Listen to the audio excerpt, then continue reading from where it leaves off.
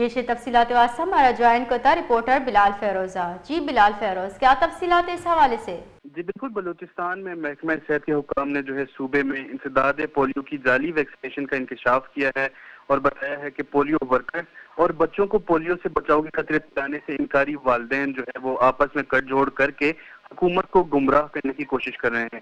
محکمہ صحت کے مطابق جعلی ویکسینیشن میں ملوث 500 سے زائد پولیو ورکرز کے خلاف کارروائی کی گئی ہے۔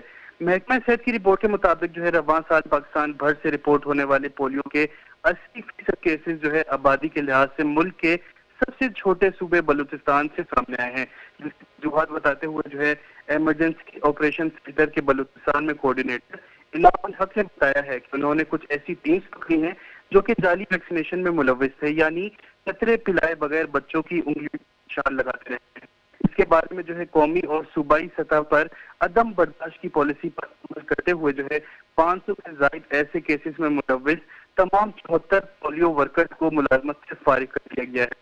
مجموعی طور پر 500 سے زائد اہلکاروں کے خلاف محکمہ کارروائی کی گئی ہے۔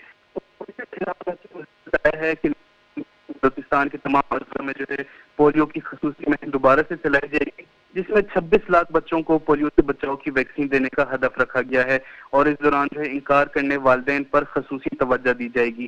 کیسز کی بات کی جائے تو رواں سال اب تک بلوچستان سے 12 پولیو کی کیسز جبکہ 3 ہو چکی ہیں۔